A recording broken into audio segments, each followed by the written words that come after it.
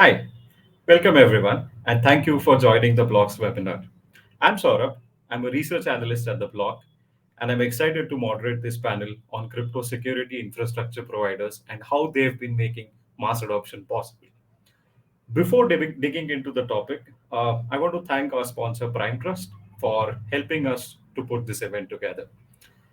With all kinds of risks surfacing during the market events that unfolded during the last couple of months or so, this seems like a good time to talk about security infrastructure in general. Today, we will discuss the evolution of security programs in the crypto space with participants from three different companies at different stages of maturity. Today, we have with us Dan VandenBerg, who's a VP of Information Security and Deputy CSO at Prime Trust, Kyle Barry, who's the Head of Security Engineering at Plaid, and Jason Lau, who's the Chief Operating Officer at Okcoin. The panelists will discuss how they have evolved to tackle the challenges presented by rapid business growth and how security's role in their organization has changed over the course of this time.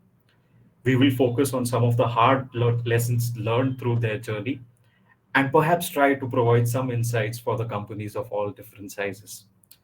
So let's begin with introductions. Maybe you introduce yourself and tell us what your organization does and so on. So we'll start with Dane. Yeah, so I'm Dane VandenBerg, and again, as you mentioned, I'm the Deputy Chief Security Officer at Prime Trust.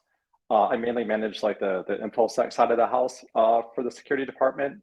And with Prime Trust, we're an infrastructure provider for cryptocurrency companies.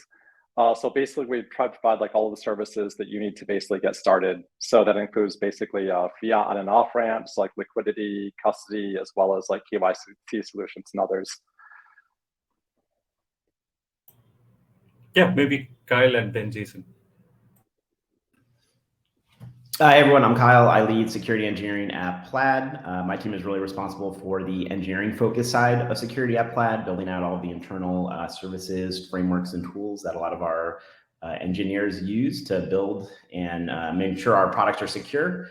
If you're not familiar with Plaid, Plaid is basically an infrastructure company for fintechs, kind of fintechs of all shapes and sizes. Basically, we allow you to get consumer provision data to build your app, whether that's things like someone's transaction info, maybe someone's credit report, things like their banking information broadly, and basically let you jumpstart your company using that data.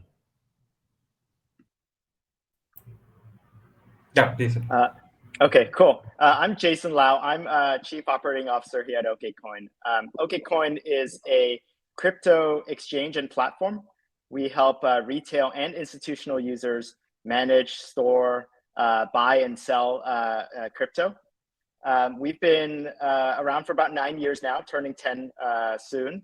And I've been with the company for about 6 years. All right. I think there's definitely some intersection with wallet security. So perhaps let's talk about it first. So perhaps hundreds of billions of dollars at stake, or maybe billions in some cases, and not to divulge any sort of confidential information. What are some of the key management problems that you've faced in your career, and how do you think companies should consider as the assets under custody keeps on growing? Maybe start with Dane. Yeah, it definitely depends on, I think, probably like whose shoes you're wearing or what seat you're sitting in for this one. Obviously, like as an individual investor, again, you're probably your biggest risk is yourself, honestly. Again, I think that we've obviously heard a lot of stories about people losing access to their wallets or forgetting their passphrases or things like that. I mean, I kind of shudder to think like how much money has actually been locked up on the blockchain that will never be, seen again. But that being said, I think as you kind of move up the stack a little bit, to institutional level, like say like funds or things like this, such as like maybe family funds or pensions or hedge funds, they're probably using like more like, maybe multi-signature wallets. They maybe have a little bit more friction, like when it comes to transactions, since they're not actively trading. And again, it's like, I think for people like this with multi-signature, it probably works out like all right for them. Where again, it's like you basically are able to kind of set up these like bank quorums where again, it's like you have n number of participants in the quorum with n people required to go like process the transaction. With that one, it's like I think some of the problems like we've obviously seen, also somewhat human related as well too. It's obviously pretty secure since there's a bit more friction, but then you obviously have problems with kind of forum participants like disappearing, dying, refusing to participate. You have to think about collusion. So there's certainly kind of, I think, these issues you have to think about from that standpoint. But then as you kind of move up to probably where we all sit, like on the commercial side, multi-sig is maybe not like as practical when it kind of comes to kind of production wallets. And so this is where obviously you kind of run like the hot cold wallet, kind of conundrum. And again, it's like I think that we've probably seen a fair amount of like breaches that involve like basically hot wallets being liquidated and the funds moved by attackers. And again, I think that there's some constraints as well too, like when it comes to like the multi-sig protocols. For one, it's like basically not totally agnostic in terms of like different cryptocurrency protocols you can use with it. It was developed, I believe, in 2012, like specifically for Bitcoin. It's been kind of modified a bit to adjust to like other protocols that have come online, but it's definitely not like perfectly agnostic either. The other limitation you have too is basically if you kind of change like the quorum for that one, it basically requires like creating a new wallet address. And so I think this is where kind of multi-party computations like really come online for key management. And that's really is what we use. And it's like, I think, it's been like a big like generational leap in terms of the benefits that you get from it. You get, obviously some of the aspects of like multi-sig where you're able to basically go, for your hot wallet, essentially have, production access to kind of multiple servers that are all signers for transactions. I believe you have to have a minimum of 3. And then from there too, it's like you get the operational flexibility as well too. So again, to a certain extent, you get some, kind of the essentially benefits of the cold wallet, but again, come in the hot wallet production environment. So I think that's really been, pretty key from what we've seen in terms of, the evolution of the key management space. Kyle, I mean, how does it work in Plaid's context? Yeah, it's funny when you asked the question, I was like, are we talking about like actual key management or like important management decisions around wallet security? But I think both are pretty similar in a funny way. I think one of the biggest things that I think is important that I think a lot of people kind of miss out on is like security is really important. We're going to talk about like third-party risk later and insider threats and stuff like that. But I think a lot of the stuff that gets missed is like the behavior side of just like wallet security, even key management, understanding like what is normal usage and normal usage patterns of your data, of your users, thinking about it more from the lens of like someone who is on the commercial side. A lot of the issues Dane was talking about, it's people using the technology as it's meant to be, but in ways that like are, malicious for either one user who's losing their money or the platform that might have been attacked. And I think that's something that a lot of people kind of not ignore, but I just think like a lot of security people, again, really focus on like assets, network security, stuff like that. But it's how people are using those on top of that from like a product sense that I think is really important. And a lot of the times, people are, using their wallets in the right way. They're using, the technology is working as intended, but in ways that, are not good for the user. So that's something I always think people kind of underinvest in, especially early on as they're building, a company that might manage crypto or an exchange, or a company like us where we're storing, we have a lot of consumer data that we store for our customers. How are customers accessing that data? Is that, a normal pattern? Is this like the data they should have access to? Looking at that behavioral lens of how this data is being accessed. And data for us, it could be consumer data. It could be like keys for like data encryption and stuff like that. That's when like really, weird stuff can start happening that we want to be on top of. Yeah, Jason, go for it. Kyle, and Dane, actually, you both made a good point about sort of the consumers and how they think about key management. Obviously you can store it yourself if you wanted to, but the reality is I think a lot of users are still familiar with a more, traditional sort of relationship with their service providers where service providers just kind of are trusted to deal with all this stuff, right? And which puts the onus on companies like us to make sure that we have the best practices in place we're essentially managing in this case, I'm talking about the private keys to their crypto assets on behalf of the users. And so when you think about that, the industry has really, and Dane alluded to this earlier, the industry has really evolved and learned a lot through some of the more notorious and infamous hacks throughout the our industry's short life cycle. And we've been fortunate where we have a proprietary hot and cold wallet system where that's evolved and been upgraded as we learn from our competitors, but also from just sort of new technologies like MPC and things like that come on board. It's really important to take the lessons learned and kind of incorporate that from external issues, right? Other exchanges having issues. A lot of these are actually social engineering and just sort of the human component has failed, right? And so you want to design a system that mitigates some of these elements, right? It's always only as good as its weakest point, and through sort of iteration and learning from mistakes, you just keep on improving on that system. And so we're fortunate where, again, we've had no incidents over the past nine years or so. But again, we know how important this is and how much time we invest and to make sure that it's kept up to date. Yeah, I think Jason mentioned an interesting point where he mentions that the security is only as good as or as strong as the weakest point, right? And companies need to ensure that these points should be as far away from them as possible. So one of the things that I want to talk about is the insider threat. How do you make sure that this threat is not within the company, right? The weakest link is not within the company.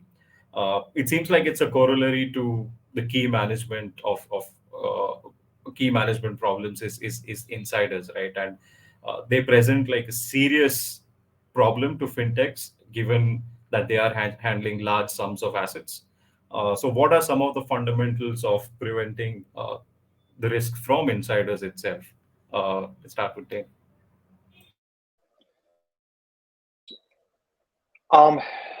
Yeah, this is something that, I don't know, I look at it a little bit like I guess, again, since I do technical security, I kind of look at human problems from this standpoint as well, too, to a certain extent. And I don't know, if you think of something like, I don't know, like maybe like API access, for instance, right? You have like authentication, authorization.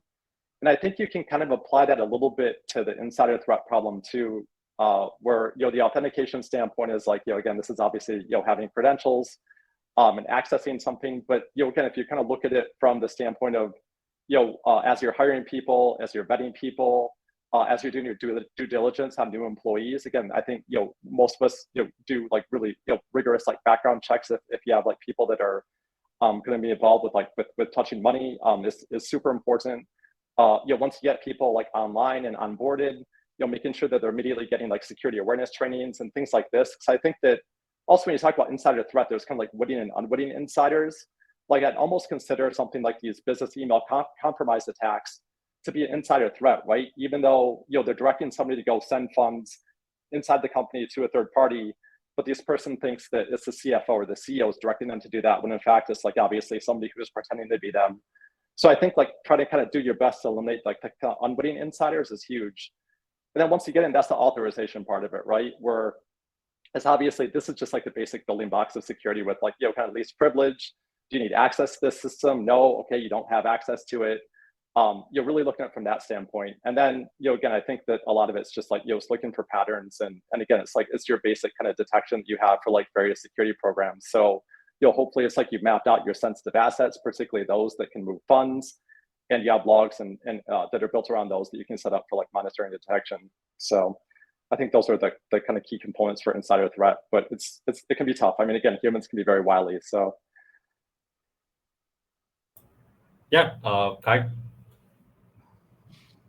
Yeah, it's funny. In my security career, my teams always end up being really responsible for internal tooling as well. I don't know how that always happens. So I feel like that's always been a hot spot for, kind of like ground zero for insider threats that I've seen. And I think Dane covered like the basics, like authorization, permission management, making sure people are trained about security and understand the risks. But I was just thinking about internal tooling as like, that's always where I see like the craziest stuff happening. And I think there's a couple of things that, especially as companies grow over time, there's an internal tool. You needed to do some admin stuff on this like product. There was like 5 people at the company. We all know each other. You can do some weird stuff. And then 5 years later, someone finds that tool and no one like got rid of it. And I think, Dan, you mentioned it too at the end, like asset inventory, just inventories of understanding of what's going on technically in the services. That's a huge one. I mean, there's so many times where there's like these tools that just kind of float around internally, and then someone, finds it, or, someone gets compromised because they know that tool exists. The second one too is a lot of internal tools like use custom things to do, admin and internal, actions. Versus like people who will make sometimes tools that use other existing, services, right? So like there's like an admin service, and then there's like the service that actually, does the function in your product. That's another place where I see people, they want to move fast. They just want to build something that, can get access to things really quickly to support their internal support team or something like that. And that's another place where I've seen a lot of issues with like insider threats. Like, oh, there's like this admin service that, again, someone forgets about, and there's like a bunch of, wild permissions on it. That's a big risk. And I think the last thing is just like auditability is huge. Internal tooling is like always kind of like a big debate at companies. Do we want to use our own internal tools? Do we want to use some vendors to do this? As long as like, your operations team or your detection response team can see what's going on when something does go wrong, that's really huge. And I think the last thing is, I think about some of the Twitter stuff where they had some insiders do some weird support stuff. And sometimes it's like people just don't need to do the things that some of these tools do. And I think like that's really a conscious decision. A lot of people talk about like velocity of security, security versus velocity. And sometimes I think that is where the risk trade-off is worth it. Like maybe that just isn't something insiders should be able to do at your company. Yeah, I mean, Dane and Kyle covered a lot of these are just sort of general best practices that every organization should think about. Maybe just one thing to add on my side is just making sure the processes themselves have put that insider threat problem at the forefront, right? Making sure there's, especially when it's sensitive operations, there are redundancies and multiple people that need to authorize an operation.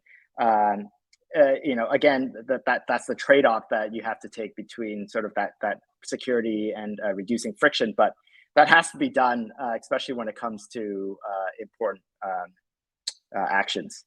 The internal tooling, Kyle, I was chuckling a little bit because we went through this also, right? As we've grown over the years, that tool has increased in scope, and then also increased in sort of who has access, and we've had to periodically we now know to go back and reassess everything, right? Just always, it's worth spending time to double check the tools do what they're supposed to do, who has access, what the proper rights are, and all that. So yeah, I very much relate to that as a growing organization. Interestingly, Kyle mentioned auditability. I think he was referring to internal auditability. But I mean, like there are questions regarding certifications and what kind of certifications should an organization pursue, right? I mean, under the realm of certifications, it could be audit reports that are published for their customers, or for an exchange, it's stuff like proof of reserves, etc., where users can verify time and again whether the exchange already actually holds their assets or not. And they also make good tooling for marketing for different companies, right? I mean, that we provide these kind of audit reports, etc. But when should like a company start pursuing these reports, and what kind of reports should they go after depending on their size or whatever other constraints that you can think of? Maybe you start with Dane. Yeah, this one's like it can be a little bit contentious sometimes, I think. Again, I think if you look at most major organizations that have been breached, they obviously all had their ISO certifications, their SOC 2s, and everything else. So again, just simply being certified doesn't necessarily mean you're bulletproof. But I think just as I've kind of seen Prime Trust journey before I started, prior to me joining the organization, we got our ISO certification, and then since then it's like we've received like SOC 2 Type 1 and SOC 2 Type 2. And I think it's been kind of interesting to see like how it's helped like inform our programs. If anything else, like I think it at least provides some like kind of guidelines for how you should be doing things, which is better than nothing, right? I think at the end of the day, it's like I think like probably most organizations, particularly from the financial space, like you aspire to actually achieve these certifications. I think it's extremely important, just simply because like we deal with like a lot of like kind of small, kind of smaller companies as well too, that are just getting started. And again, they don't necessarily know how to evaluate third parties either, right? So at least if you kind of have some standards that people can see and recognize and see that you actually made the effort to get this, it's important. And I think as you're a smaller organization kind of looking towards like whether or not you should do this, like it's certainly helpful, like as you start to kind of build your programs out to do it with an eye towards like certification as well too. It's definitely better than like not having like any kind of guardrails or guidance. So I guess like that's kind of where I stand. It's like it's one of those things where it's like it doesn't necessarily mean that nothing bad's going to happen, but by the same token too, it's a great starting point. So yeah, maybe Kyle, you can touch upon the same topic. Yeah, so I think especially when you're a smaller company, I mean most certifications are like really heavy. Honestly, like really heavy, like for smaller companies and organizations. I do think a certain size, like I think it's helpful, one, just for a lot of customers ask for it. I think they are useful to a point, but I think a lot of customers ask for it, and you kind of just need to do it when you hit a certain size. And when you do the exercise, whether it's like SOC 2 or ISO, yeah, I mean, it is a helpful exercise to see sometimes you are missing some pieces that they're looking for. And you're like, oh yeah, that is helpful to catch some things that fall behind in between the cracks.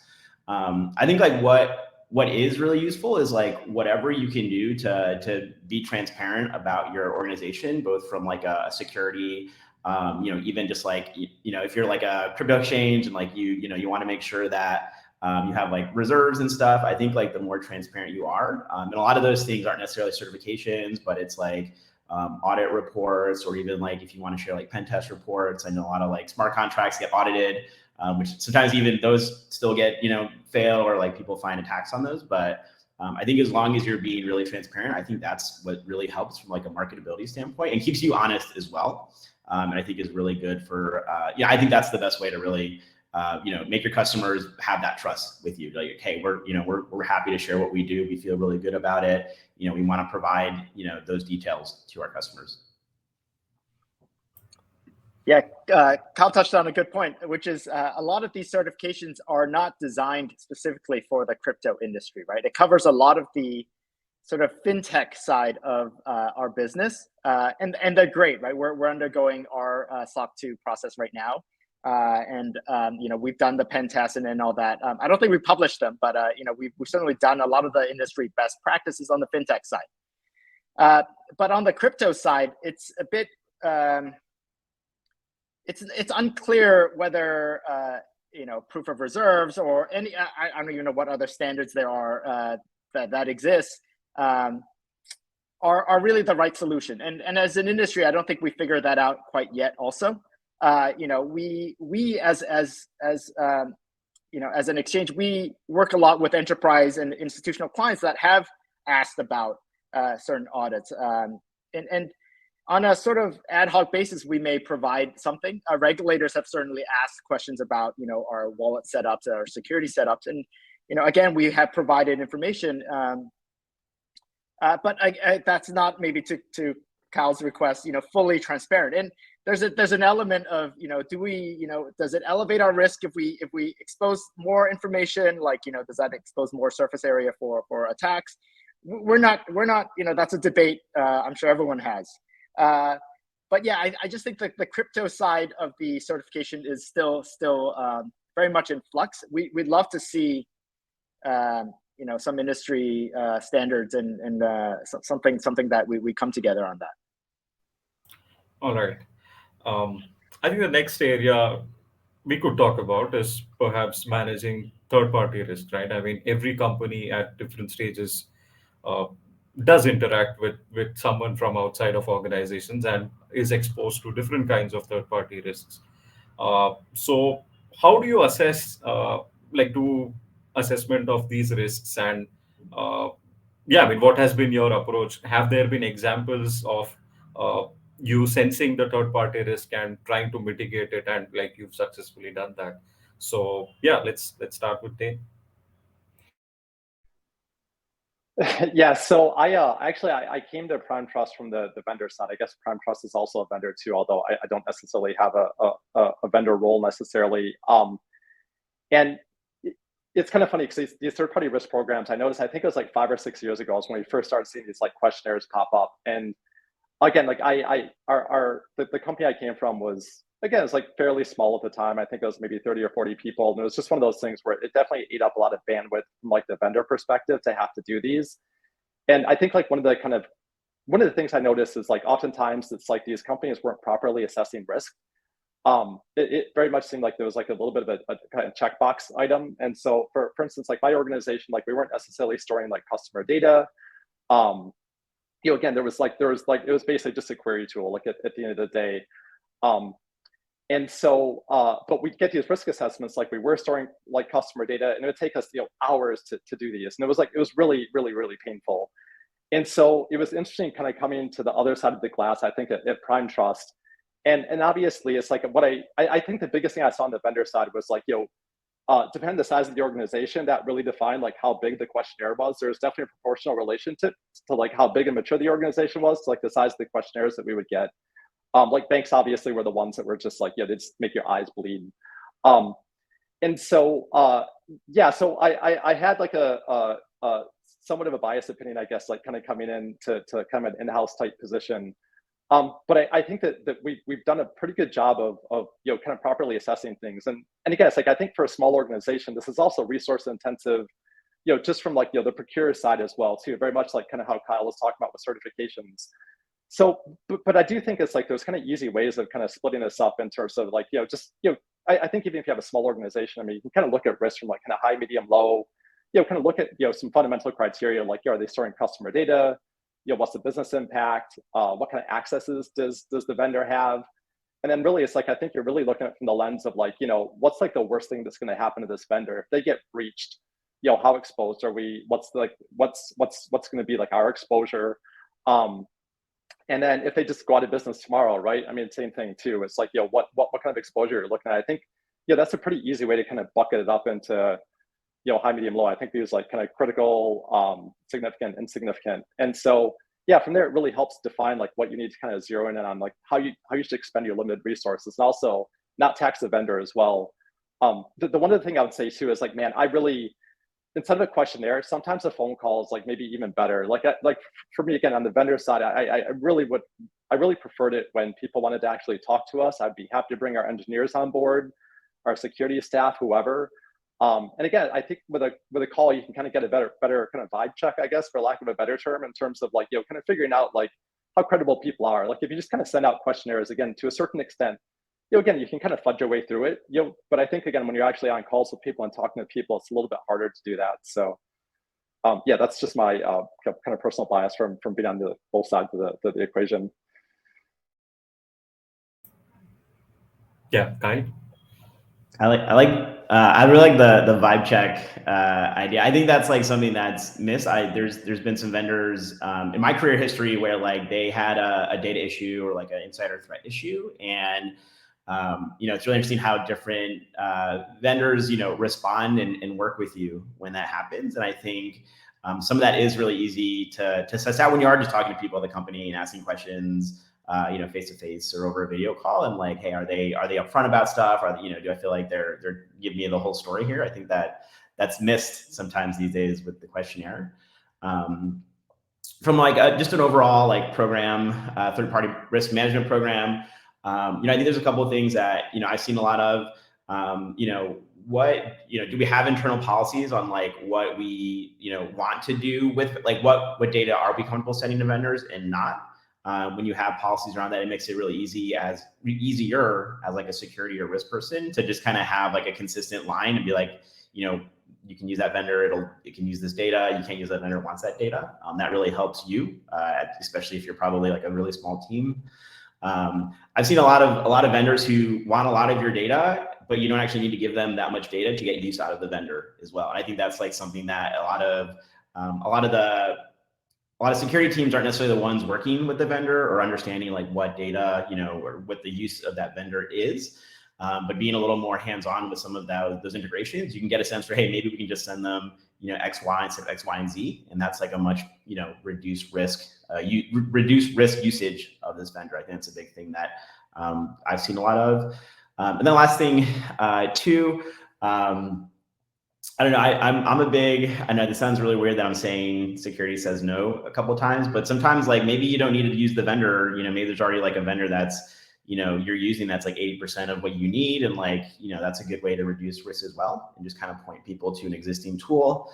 And then the last one, I talk about internal tools, but like vendor management overall, like always auditing and going back. Like maybe there's a vendor that you're still sending data to that you don't need to anymore. And I think that's another kind of last part of that whole vendor management process, especially as you get bigger. Like Plaid's been around a long time. There's been vendors where, we check up on them and like, oh, we actually don't really need to be using this vendor anymore. We don't really need to be sending them that data anymore. That's a big thing that we've done a lot of as we've gotten just more mature and been around longer at Plaid.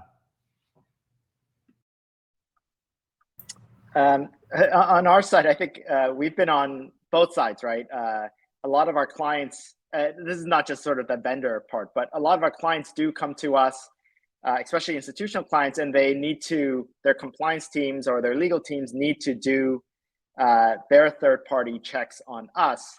And like Dane said, a lot of these times they send over a long questionnaire that are really geared for financial institutions and don't touch upon any of the crypto stuff, which was bizarre to us. And so it is very important, I think, as advice, but also as our how we approach this is to really do that vibe check, right? Get to know the teams, get to know how accessible the teams are and who you're actually working with.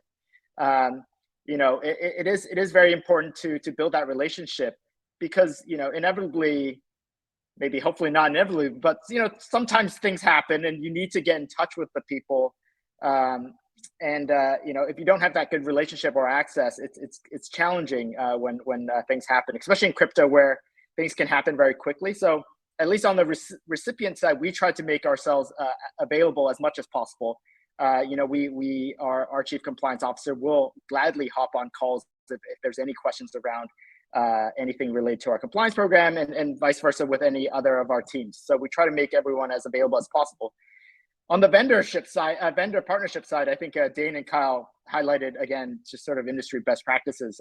We try to do our part in assessing and understanding what the risks are, and then, making sure we have a plan to mitigate those. Yeah, and as far as build versus buy is concerned, I mean, in terms of outsourcing some of the security practices, etc., right? I mean, so what is the most crucial for either different types of companies or different stages of companies where this has to be built within the company? And it is okay, the layer which is outside of that layer, it is okay that if you outside that to, if you outsource that to, other companies which are which specialize in certain security practices, etc. So I just wanted to know what your thoughts are around outsourcing versus building your own security tools internally. Yeah, perhaps Dane could go first. Yeah, I would say, again, it's like the company I came from, it's like we did a lot of like, kind of security tooling and provided like enrichment data and things like that. And so, again, I think it's like I'm pretty comfortable with like, knowing the sources that are needed for tooling. Because I think, I don't know, at the end of the day, it's like I've kind of gone back and forth on this one a little bit. I think as a small organization, I think, particularly with security, is like always starved for resources. Like really in any organization, I think, although probably if you talk to anybody in the company, they'd say their organization's like starved for resources too. So there's probably a common thread like for pretty much anybody. But again, it's like I think that if you don't necessarily have engineers that can go build things for you, it's like obviously it's like buy is like pretty important. But I do think that there's things that you can be pretty strategic about in terms of like, figuring out like what you're going to build yourself. And I think, one of the key things is just kind of like in-house, like data repositories.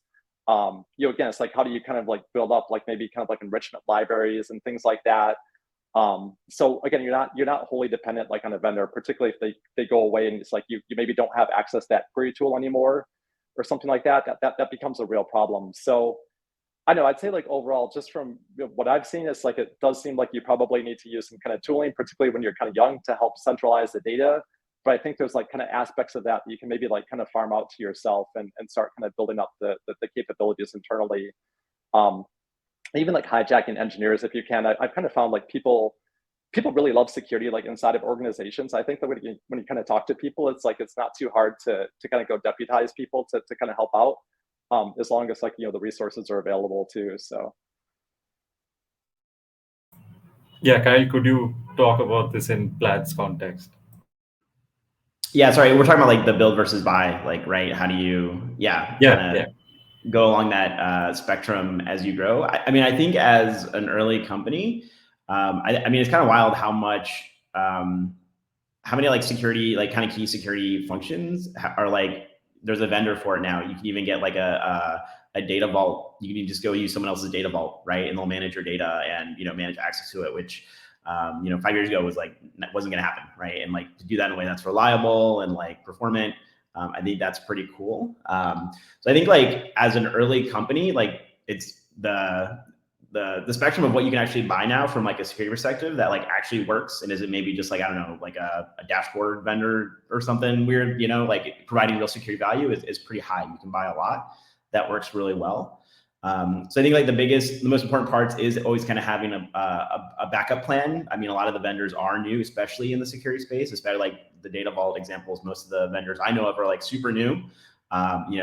They look pretty good and they've been pretty stable, but like, are they going to be a business in 5 years? I don't know. I hope so. But like, I think having backup plans as you do really kind of go more on the buy side for all of your vendors, like what if one goes under, what if we need to switch things, and just kind of architecting your security systems around that assumption, I think will go a long way. And I think Dane had it right. Like, you're going to need some tooling or scripting internally to just kind of put it all together, especially if you are really far on the buy spectrum. That's, nothing, I haven't seen any good security tools that really work well together by default, just because there's a lot of new companies in the space. And so I think that's going to be the biggest place where the more you buy, you're just gonna have to do a little more internal plumbing, but that still could be a lot cheaper than building some of those core security capabilities internally as a company. I'll just expand the topic a little bit beyond security, but just on the crypto sort of providers, the crypto services that are required to run our business. The industry is kind of new, and when we started, literally, you had no choice but to build, right? I think the industry has matured quite a bit now, where there are ways you can outsource, especially a lot of the on-chain services and requirements that you need. But yeah, back then we had no choice but to build, and so we've been building our own systems for many years now, and we've been fortunate. We're actually fortunate that we're part of a larger group, the OK group, where there are multiple teams that rely on certain shared services, especially again as it relates to the on-chain blockchain data and sort of on-chain access type of requirements. So, that's a heavy investment on our side, and I believe OK Link, which is the name of that company as part of our group, is looking to make that available more publicly down the future. Just because we run a lot of the nodes, we do a lot of the data compiling and making sure it's accessible via APIs and things like that. And so, no choice for crypto people, especially early on when we started.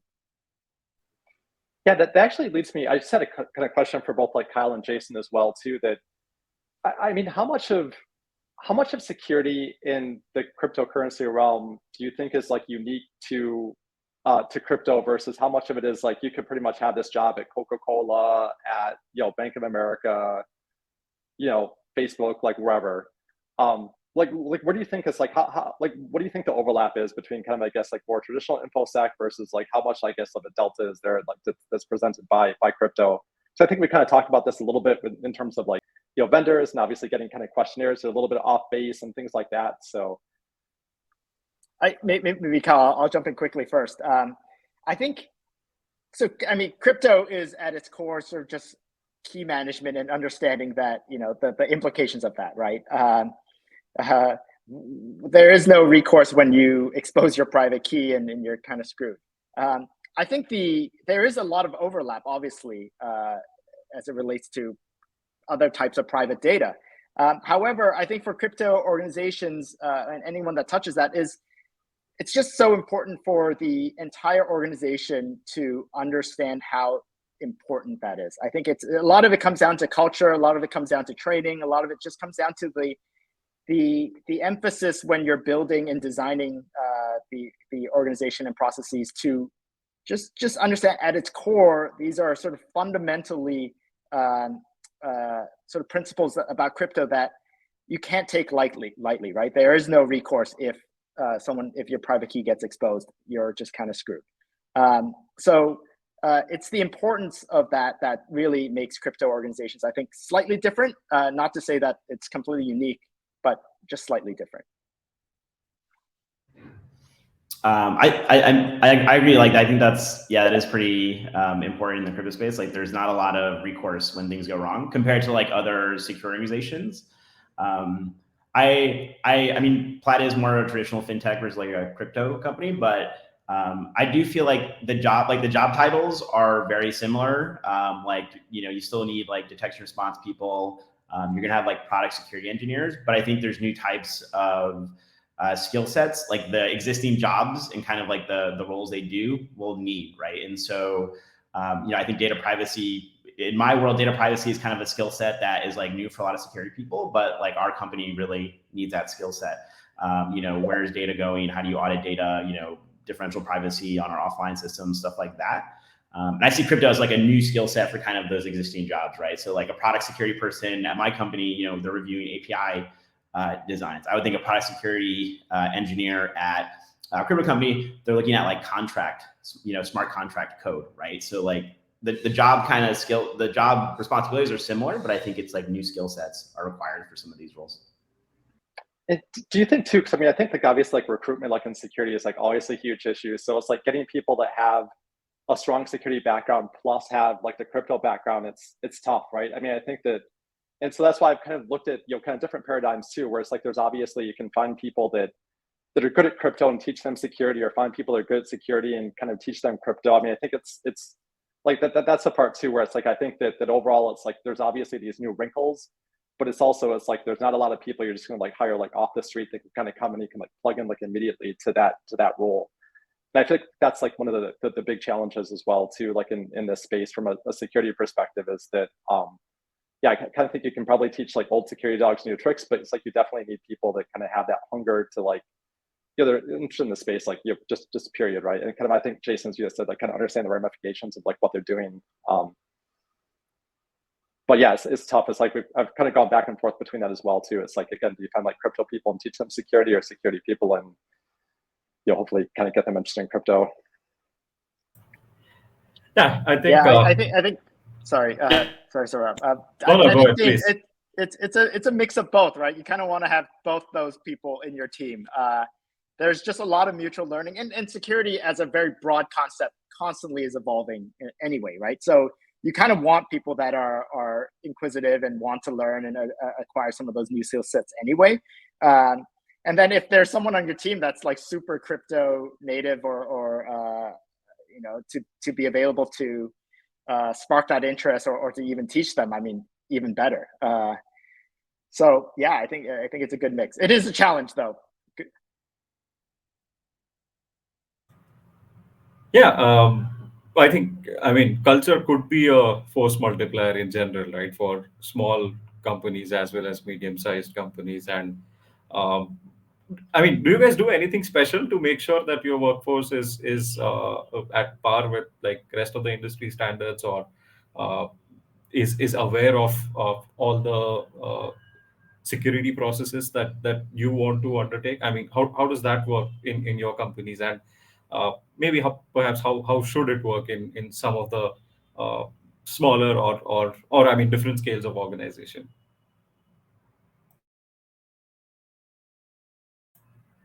Yeah, I mean, let's go with Jason.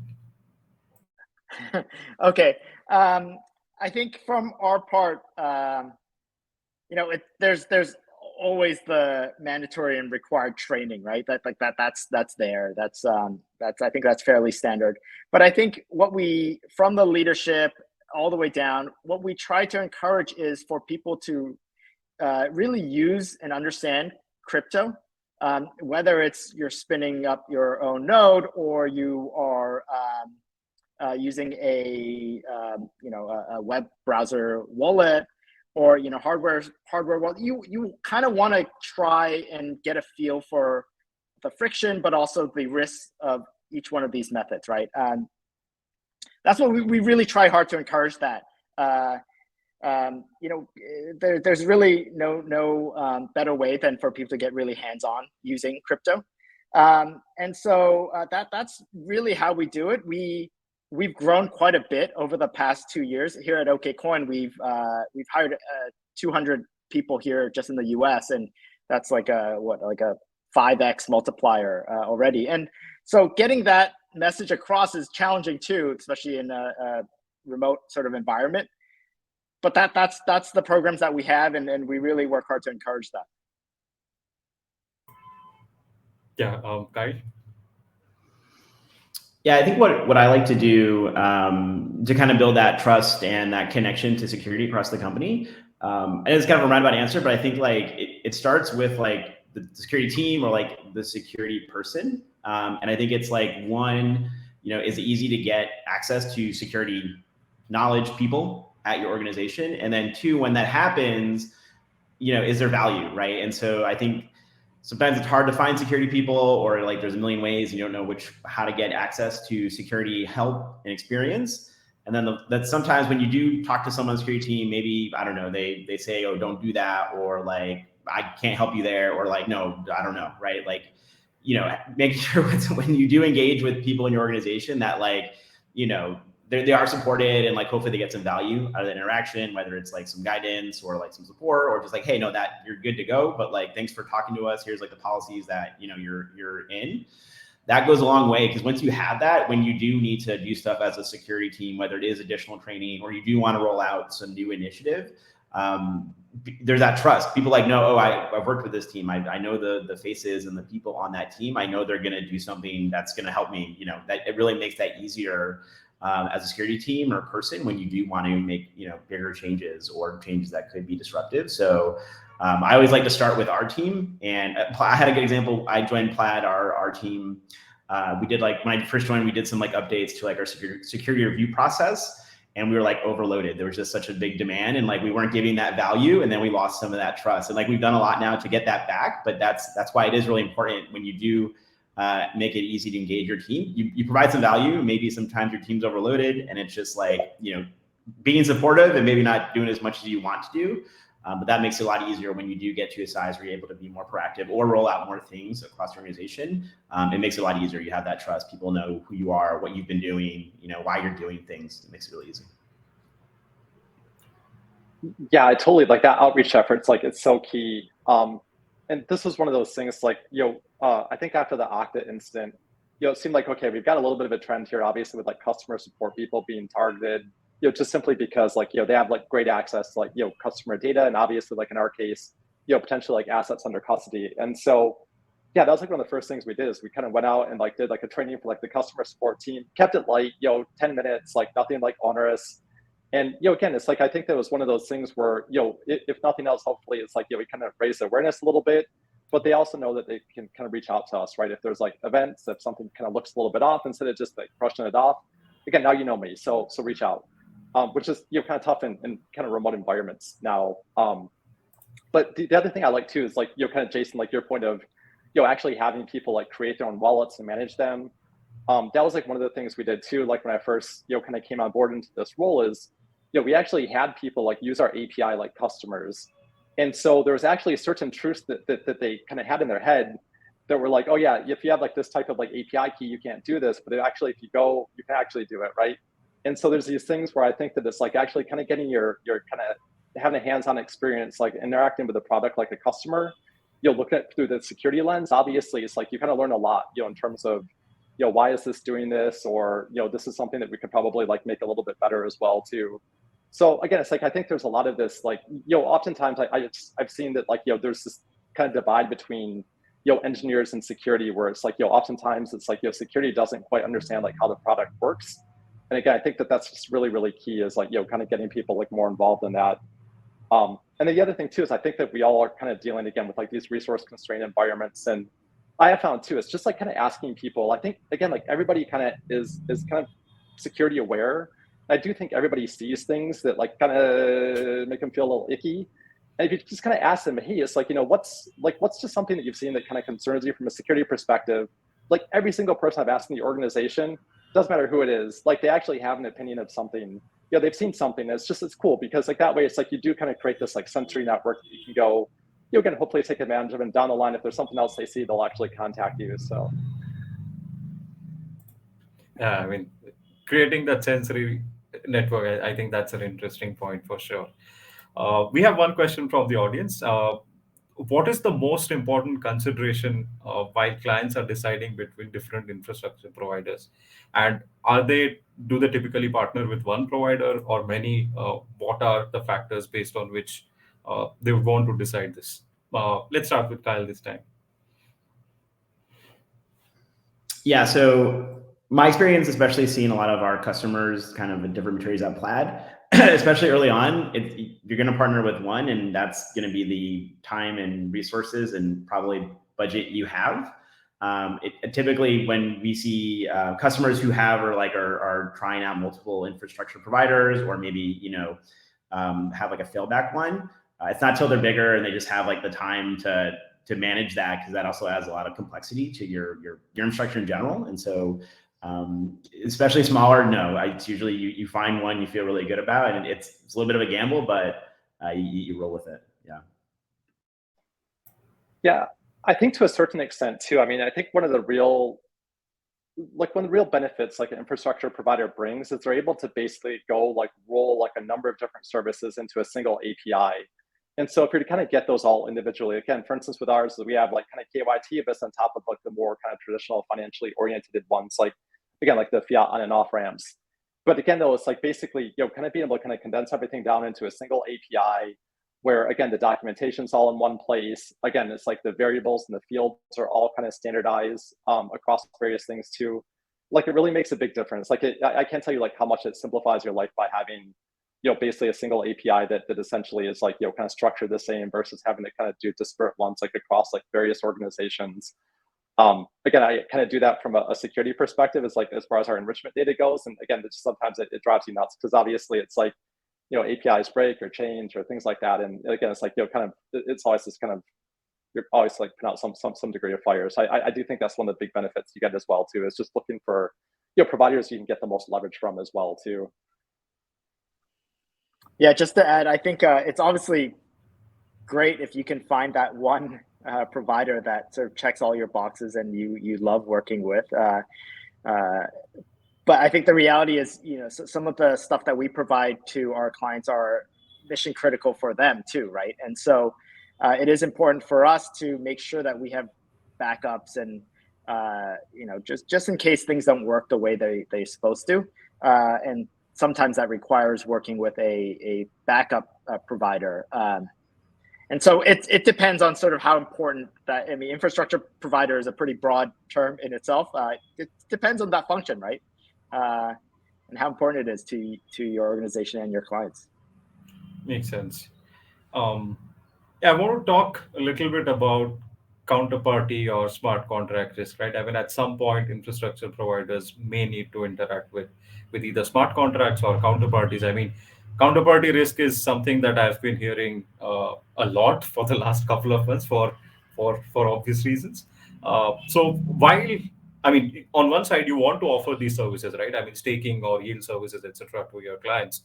And on the other side, you also have to make sure that whatever contracts you are interacting with, they are safe, and whatever counterparties you are interacting with hold their end of the bargain. So how do you like assess all of these risks is something that I wanted to know. So maybe Jason, you can start. And Sure.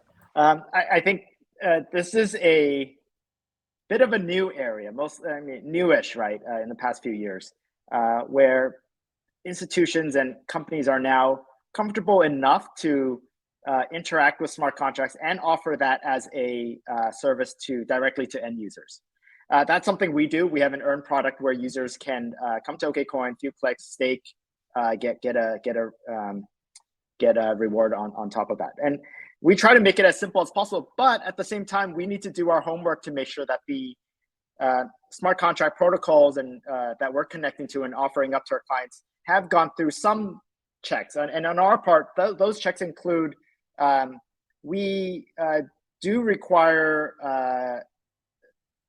we have an internal team that looks at the smart contract itself and does its own assessment, but we also look at smart contract audit firms out there and their reports, and also see how those teams have identified anything or whether those risks have been mitigated. And just again, doing our homework to make sure on the technical side, those contracts do what they're supposed to do, whether there's a backdoor hidden super key or anything that can modify it. We need to identify all those. But then on the consumer side, we also need to educate consumers that these are sort of new products that you're dealing with. There is obviously sometimes financial upside for you, but also there are some risks that are involved. And so a lot of it is making sure when users do go ahead and make that decision, they're fully aware of some of these risks, right? We try to make it as accessible as possible, but also the information as accessible as possible too. I think still a challenge, especially as things have evolved over the past month or so. But yeah, I mean, without getting to specific protocols, I mean that's what we do. Dane? Yeah, I mean, it's pretty much the same story. I would say like the biggest thing is like, and again, this is a little bit outside the realm of how we do our risk assessments, but obviously with third-party risk, I mean, we go through and it's like, kind of every provider integrator that we're going to work with, I mean, they're fully vetted, and obviously it's like, this is one that like certainly kind of falls within the critical category. And so it's one that's like, we try to kind of regularly revisit as well too. And I think that when it comes to the counterparty risk side, I think, particularly with like kind of staking and yield programs, it seems like that's like, I think every kind of crypto cycle like brings like something new to it. And certainly I think like staking and yield was like, the one that probably the best thing that came out of like the previous one, despite what we've seen recently with some of the bankruptcies in the space. But I think it's gonna be something that's gonna be here to stay, and it's gonna be what customers demand. So, to a certain extent, it's like we definitely need to kind of figure it out. And I think, on the other hand too, it's like, making sure that again, it's like, the risks are kind of properly managed too with like any partners that you're working with. I think that again, at the end of the day, it's like you didn't necessarily see like any of these companies like blow up because of like InfoSec problems. Again, it just was basically like good old bank runs, which again are kind of like as old as time. Like I think particularly when you look at kind of like old American banks and things like that. So, so yeah, I think there's just definitely kind of different levels of assessment that you need to kind of perform. And as a risk program, that's one of those things that is like we obviously try to kind of make sure is like top of mind as people are evaluating these. Kyle, you have anything to add to that? Yeah, I was gonna Dane was asking earlier about like, are there new jobs in this space, or is it, like jobs you get at like old companies? And I think, it's kind of like, right, where, I'm a user, I'm engaging in a smart contract, I'm running code, right? And I still have to understand my counterparties. Like I was, downloading, I know it's a little different, but like, hey, I'm downloading a program off the internet. Where am I getting this contract from? Who made it? What kind of assurances do I have that like there's recourse if the contract goes wrong, or like the counterparty, something happens to them, right? And so like, I'm a security person, or I'm a consumer, and I go download some software or run an application. What recourse do I have with the place I got it from? Who runs that application, when things go wrong. It's kind of like, it's a new application of a lot of like the older security concerns we have as like an industry, and as a consumer, needs to be think about this in their day-to-day. All right. Thanks for that. So we're almost coming to the end of the hour. Is there anything that we have missed which was crucial and you would like to share with our audience? So the stage is yours. Let's just go for it. Yeah, I mean, anybody. Yeah, Dane. Yeah, actually, I don't have any great comment. I would like to say I really kind of appreciate like having this discussion with you all. Yeah, I think it's like with security, it's definitely. I think it's one of those things, like it's a little bit difficult to kind of make into an interesting topic. So hopefully we did a good enough job with it to kind of keep people entertained who are on the line. But it's something that, again, it's like I think like when you're kind of in the security space, it's one of those things you kind of love it, you live it and breathe it. So again, I always appreciate like being able to kind of talk to my counterparts. Anything, Jason or Kyle? I can just add a couple things. Maybe given security obviously important broadly, as we've seen all the incidents data wise and others throughout the years. But for crypto, it is really paramount, right? There is no recourse if funds are stolen. It's just a really tough situation, and I think it's great to have these conversations because of how important it is. In our organization, it is really one of the key things that we focus on. And we spend a lot of time, right? Like I said, we spent 9 years building up our systems and our processes to account for that. And so, it's not an easy conversation also just because of how fast things change in the space and new technologies come on board and new best practices. I really would love to see, some I don't know whether it's certification or anything, but something around the ability for crypto companies to prove that they're adopting crypto best practices, right? That would be super cool. But yeah, knock on wood, I think there are a lot of companies that are doing good things here, but hopefully we all learn from the mistakes of those that have unfortunately misstepped. All right. Kyle, you have anything or? No, I don't think I have anything else to add. I mean, I think